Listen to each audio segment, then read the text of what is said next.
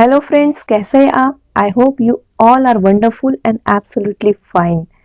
Friends, आज के इस वीडियो से हम शुरुआत करने जा रहे हैं साइंस 1 के थर्ड चैप्टर की, जिसका नाम है केमिकल रिएक्शन एंड इक्वेशन। तो चलिए बिना देरी किए इस वीडियो की शुरुआत करते हैं। तो दोस्तों, इस चैप्टर को स्टार्ट करने से पहले हम कुछ रिवीजन कर लेते हैं, जो कि कुछ 4 सवालों से होगी।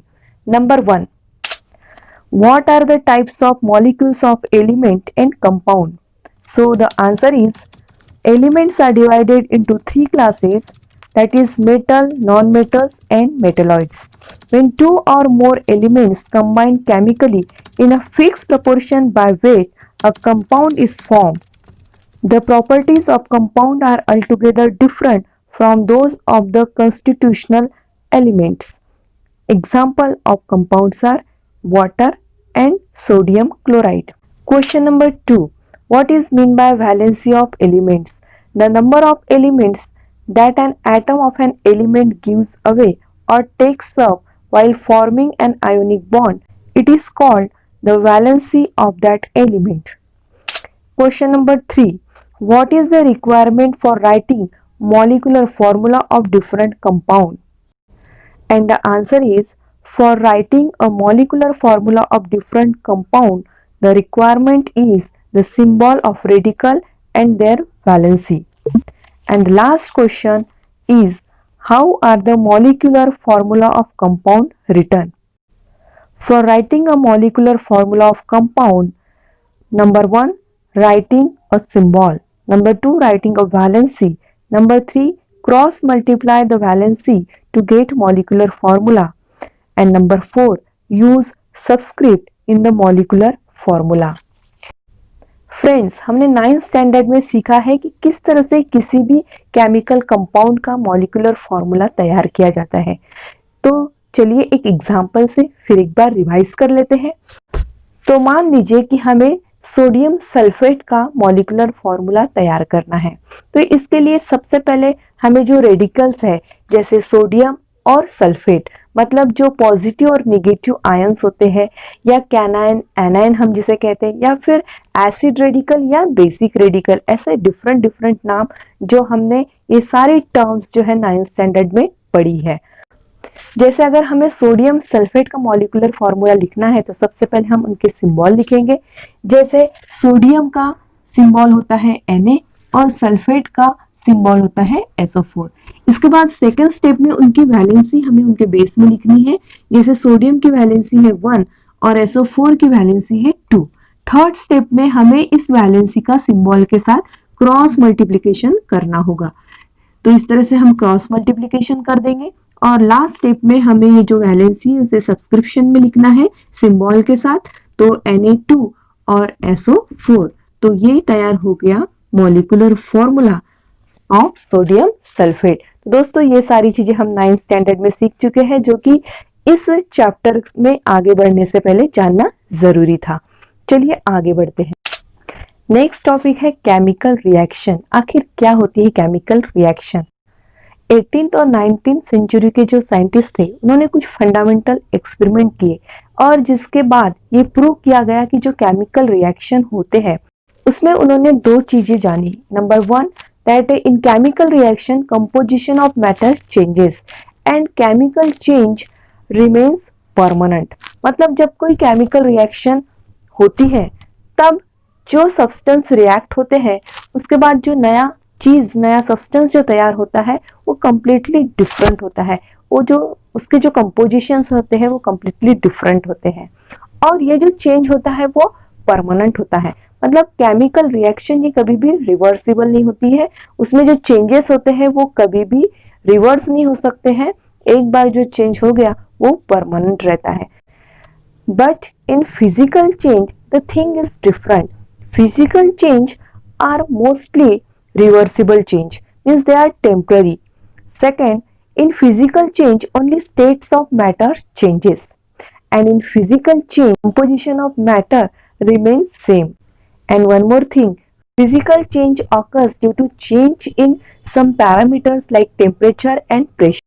Now in our book on page number 30, some phenomena are given and we have to identify whether these are physical change or chemical change. So let's start.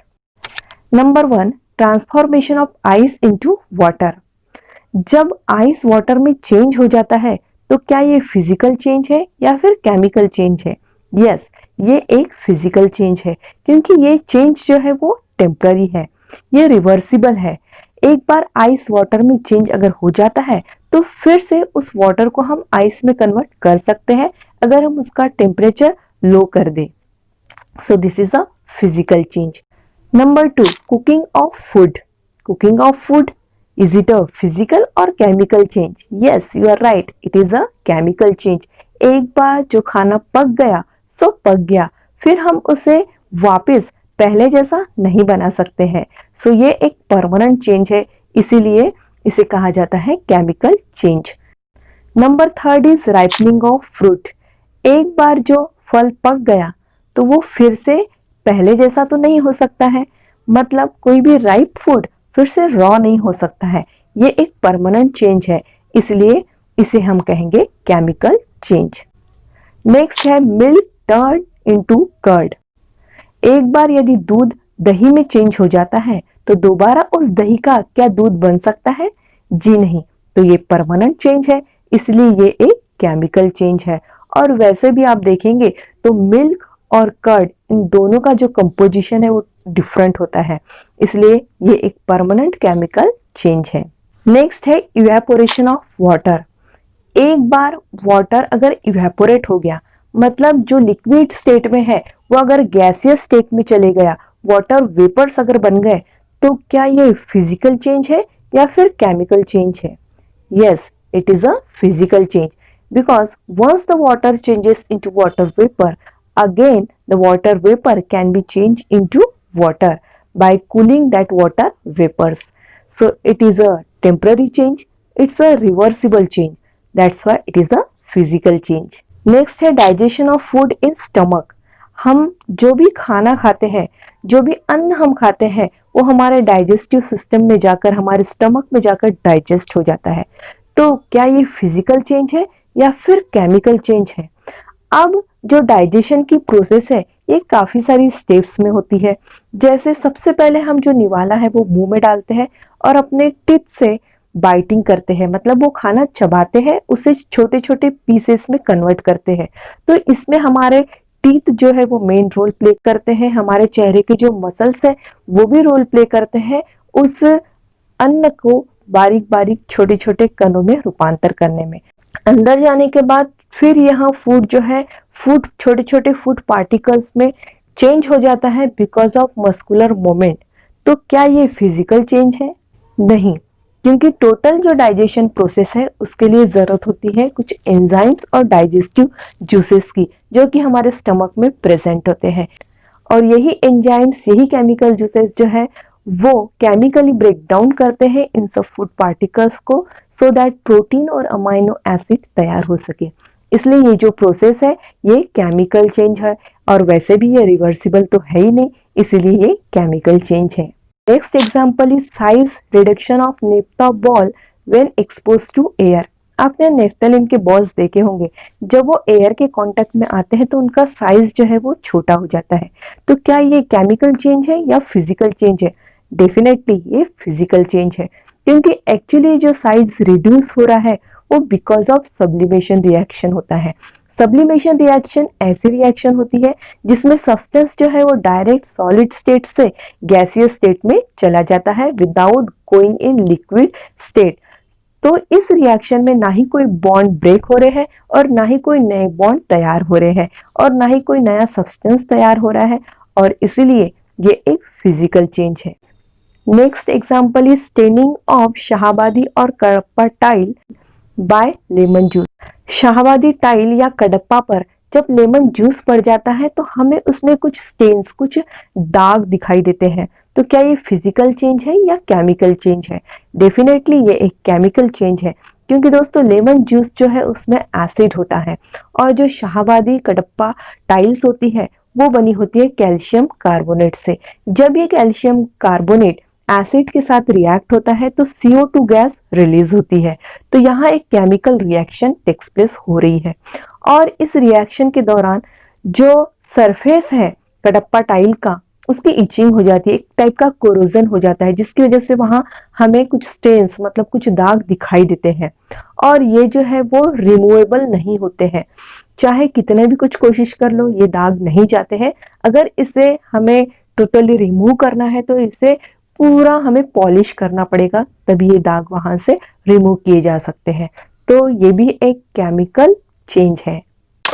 Next and last example है दोस्तों, breaking of glass object on falling from a height. So definitely it is a physical change because broken glass is not an another substance. इसमें breaking हुआ है लेकिन कोई नया substance तैयार नहीं हुआ है, वो वही ओरिजिनल सब्सटेंस है जो कि ग्लास है, इसलिए ये भी एक फिजिकल चेंज है। तो दोस्तों ये थे सारे एग्जांपल्स, कुछ फिजिकल चेंज के तो कुछ केमिकल चेंज के। आई होप अब आप अच्छे से समझ चुके हैं कि क्या होता है फिजिकल चेंज और क्या होता है chemical change. So what is chemical reaction? Chemical reaction is a process in which substance undergo bond breaking and transform into some new substance by formation of some new bonding. This is called as chemical reaction. And this chemical reaction are represented in the form of chemical equation. So let us understand what is meant by chemical equation. Let us take one example. Colorless solution of zinc sulfate is formed when zinc dust is added to blue colored solution of copper sulfate. Let us write this reaction in condensed form by using the names of these substances which are taking part in reaction and which are forming after chemical reaction. So we can write this reaction like this: aqueous solution of copper sulfate plus zinc dust.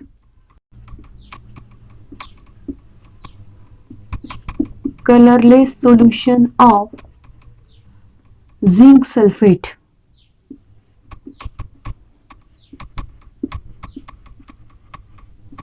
Plus copper. तो friends हम देख सकते हैं कि इस equation में हमने सभी जो सब्सटेंस है उनके नाम लिख दिए हैं, जैसे यहाँ लिख दिया copper sulphate, zinc dust, zinc sulphate, copper. तो इस टाइप के इक्वेशन को कहा जाता है वर्ड इक्वेशन, जिसमें हमने इस इक्वेशन को लिखने के लिए उस सब्सटेंस के नामों का उल्लेख किया है। अब इसी इक्वेशन को यदि हमें और ज्यादा कंडेंस फॉर्म में लिखना है, और ज्यादा सिस्टमेटिक लिखना है, तो हम यूज करेंगे इनके मॉलिक्यूलर फॉर्मूला। मतलब instead of writing their names will write their molecular formula, and such equation where molecular formula are used to write the equation, that equation is called as chemical equation. So let us write this equation as a chemical equation. Copper sulfate, that means CuSO4, plus zinc, that means ZN, and zinc sulfate, that means ZnSO4 plus copper. So this is the chemical equation. Now in this equation you can see that copper sulfate and zinc, these are the two substances which take part in chemical reaction. So the substance which take part in chemical reaction, they are called as reactant, and the substance which formed after chemical reaction, that means which produce after chemical reaction, they are called as product. And here some bonds get breaks and some new bonds are formed. Here we can see that bond between copper and sulfate get breaks, and bond between zinc and sulfate is formed. So some old bonds are breaks and some new bonds are formed. This process is nothing but a chemical reaction, and the equation written in this form is called as chemical equation. चलिए friends, अब सीखते हैं कि कैसे लिखा जाता है एक केमिकल इक्वेशन बहुत ही ज्यादा सिस्टमेटिक और इंफॉर्मेटिव वे में। इसके लिए हमें कुछ बातों का ध्यान रखना पड़ेगा, कुछ पॉइंट्स हमें ध्यान रखने पड़ेंगे। Number 1, about reactant and product. तो जैसा कि हमने अभी देखा था कि जो सब्सटेंस केमिकल रिएक्शन में पार्ट लेते हैं उसे हम रिएक्टेंट कहते हैं, और जो सब्सटेंस केमिकल रिएक्शन के बाद फॉर्म होते हैं उसे हम प्रोडक्ट कहते हैं। तो याद रखना है कि हमेशा हमें रिएक्टेंट जो है वो इक्वेशन के लेफ्ट हैंड साइड में ही लिखना है, और जो प्रोडक्ट है वो हमें राइट हैंड साइड में ही लिखना है। और रिएक्टेंट और प्रोडक्ट के बीच में हमें एक एरो देना है जिसका जो डायरेक्शन है वो प्रोडक्ट की ओर होगा। क्यों? क्योंकि यहाँ जो एरो है वह शो करता है direction of chemical reaction. Second point है कि यदि रिएक्टेंट और प्रोडक्ट ये दो या दो से ज्यादा हो तो हमें उन्हें प्लस साइन से लिंक कर देना है। जैसे हम यहाँ देख रहे हैं कि रिएक्टेंट भी हमारे पास दो है और प्रोडक्ट भी हमारे पास दो है, तो हमें इन दोनों को प्लस साइन से लिंक कर देना है। जरूरी नहीं है कि हर रिएक्शन में दो ही रिएक्टेंट या दो ही प्रोडक्ट हो, वो दो से ज्यादा भी हो सकते हैं। नेक्स्ट है फिजिकल स्टेट। अगर हमें किसी केमिकल रिएक्शन को और भी ज्यादा इंफॉर्मेटिव बनाना है तो हमें उसकी फिजिकल स्टेट को रिप्रेजेंट करना पड़ेगा, फिर चाहे वो रिएक्टेंट हो या प्रोडक्ट हो। मान लीजिए कि अगर स्टेट जो है वो सॉलिड है तो हमें उसके लिए स्मॉल यस उसके बेस में लिख देना है। जैसे अगर जिंक डस्ट अगर सॉलिड है तो उसके बेस में हम ऐसे ब्रैकेट में स्मॉल एस लिख देंगे। अगर वो लिक्विड स्टेट में है तो हम स्मॉल एल लिखेंगे, और अगर वो गैसियस स्टेट में है तो हम लिख देंगे स्मॉल जी। लेकिन मान लीजिए कि प्रोडक्ट, अगर कोई प्रोडक्ट गैसियस स्टेट में हो तो हम जी न लिखते हुए, स्मॉल जी न लिखते हुए हम इस तरह से अपवर्ड डायरेक्शन में एक एरो रिप्रेजेंट करेंगे। जैसे कि मान लीजिए कि हाइड्रोजन गैस अगर रिलीज हो रही है तो हम हाइड्रोजन का H2 लिखते हुए उसके आगे एक अपवर्ड डायरेक्शन में एरो दे देंगे, जिससे हमें पता चल जाएगा कि वो गैसियस स्टेट में है। तो ये प्रोडक्ट के लिए है। ठीक इसी तरह अगर कोई प्रोडक्ट इनसोल्यूबल सॉलिड के फॉर्म में तैयार होता है जिसे हम प्रेसिपिटेट कहते हैं। प्रेसिपिटेट मतलब ऐसा सब्सटेंस जो कि सॉलिड फॉर्म में तो है लेकिन वो उस सॉल्यूशन में डिसॉल्व नहीं हो रहा है, वो इनसोल्यूबल है। तो इस तरह के सब्सटेंस के फॉर्म को कहा जाता है, उसके स्टेट को कहा जाता है प्रेसिपिटेट। और अगर कोई प्रोडक्ट प्रेसिपिटेट के फॉर्म में अगर तैयार हो रहा है तो हमें जैसे प्रेसिपिटेट के लिए शॉर्ट में हम पीपीटी लिखते हैं प्रेसिपिटेट, लेकिन अगर हमें वो प्रेसिपिटेट है ये रिप्रेजेंट करना है तो हम इस तरह से डाउनवर्ड डायरेक्शन में एरो से उसे रिप्रेजेंट करेंगे। क्योंकि अगर उस सॉल्यूशन को हम रख दे थोड़े समय के लिए तो उसमें का जो प्रेसिपिटेट है वो नीचे आकर जम जाएगा, नीचे बैठ जाएगा, इसीलिए हम वहां डाउनवर्ड डायरेक्शन का एरो वहां देंगे। नेक्स्ट पॉइंट है एक्वस स्टेट। एक्वस स्टेट क्या होती है? जब कोई सब्सटेंस किसी वाटर सॉल्यूशन के फॉर्म में होता है तो उसे कहा जाता है substance is in a state of aqueous solution. Aqueous का मतलब ही वाटर होता है, क्योंकि हम वाटर के लिए एक्वा वर्ड भी यूज करते हैं। तो जब भी किसी सब्सटेंस का अगर सॉल्यूशन वाटर के साथ बना हुआ है तो उसे हम कहते हैं कि एक्वस सॉल्यूशन। और ये चीज अगर हमें इक्वेशन में रिप्रेजेंट करनी है तो उसके लिए हमें स्मॉल ए क्यू लिखना है ब्रैकेट में। तो हमें याद रखना है कि अगर एक्वस सॉल्यूशन है तो उसके लिए हमें स्मॉल ए क्यू इस तरह से ब्रैकेट में लिखना है। जैसे कि ये जो कॉपर सल्फेट है ये एक्वस सॉल्यूशन था तो हम यहाँ लिख देंगे ए क्यू। जिंक सल्फेट भी जो है वो एक्वस सॉल्यूशन है तो हम यहाँ लिख देंगे ए क्यू। ठीक इसी तरह अगर मान लीजिए किसी रिएक्शन में हम हीट सप्लाई कर रहे हैं तो वो भी हमें उस इक्वेशन में रिप्रेजेंट करना पड़ेगा। कुछ ऐसी रिएक्शन होती है जो बिना हीट अप्लाई किए होती नहीं है, इसलिए उस रिएक्शन को फास्ट करने के लिए उसका टेम्परेचर बढ़ा दिया जाता है, उसे हीट किया जाता है। ऐसे समय अगर हमें ये चीज रिप्रेजेंट करनी है तो वो जो एरो हम लिखते हैं रिएक्टेंट और प्रोडक्ट के बीच में, उसके ऊपर हमें ट्रायंगल शेप देना है। जैसे एक रिएक्शन है कैल्शियम कार्बोनेट जिसे हम कहते हैं लाइमस्टोन। इसे जब हम हीट करते हैं तो तैयार होता है कैल्शियम ऑक्साइड जो कि है स्लैग्ड लाइम, और इस रिएक्शन में कार्बन डाइऑक्साइड गैस भी रिलीज होती है। तो चलिए ये रिएक्शन देख लेते हैं। तो ये रिएक्शन है जिसमें कैल्शियम कार्बोनेट जो लाइमस्टोन है इसे अगर हम हीट करें तो तैयार होता है स्लैग्ड लाइम, जिसे केमिकल नेम उसका है कैल्शियम ऑक्साइड। तो इसमें इस लाइमस्टोन को हीट किया गया है, ये अगर हमें शो करना है तो यहाँ हमें ट्रायंगल लिखना है एरो के ऊपर। ये शो करता है कि इस रिएक्शन में आउटसाइड से, बाहर से हीट अप्लाई की जा रही है, तब ये रिएक्शन हो पा रही है। लेकिन कुछ रिएक्शंस ऐसी भी होती है जिसमें उस रिएक्शन को परफॉर्म करने के लिए हीट अप्लाई नहीं की गई है, लेकिन उस रिएक्शन के परफॉर्म होने के बाद उसमें हीट रिलीज हुई है। अगर हीट रिलीज हुई है तो हमें ये हीट प्रोडक्ट के साथ शो करनी होगी, और उसके लिए हमें वहां लिख देना है प्रोडक्ट के साथ हीट। जैसे ये जो रिएक्शन हमने देखी थी copper sulphate plus zinc, it form zinc sulphate plus copper, तो इस रिएक्शन में हीट रिलीज हुई है, इसीलिए हम यहां लिख देंगे हीट। अगर ये प्रोडक्ट के साथ लिखी हुई है, इसका मतलब ये शो कर रहा है कि इस रिएक्शन में हीट रिलीज हो रही है। कुछ रिएक्शंस ऐसी होती है जो किसी स्पेसिफिक कंडीशन में ही परफॉर्म होती है, जैसे किसी पर्टिकुलर टेम्परेचर या प्रेशर में, या फिर किसी पर्टिकुलर कैटलिस्ट के प्रेजेंट में। दोस्तों, कैटलिस्ट तो आप जानते होंगे, ये कुछ ऐसे सब्सटेंस होते हैं जो रिएक्शन में होते तो है, लेकिन वो रिएक्शन में पार्ट नहीं लेते हैं, मतलब वो रिएक्टेंट नहीं होते हैं, लेकिन उनके प्रेजेंस की वजह से वह रिएक्शन फास्ट हो जाती है, और इसीलिए उन्हें कैटलिस्ट कहा जाता है। तो कुछ ऐसी रिएक्शंस होती है जो बिना कैटलिस्ट के प्रेजेंस के होती ही नहीं है।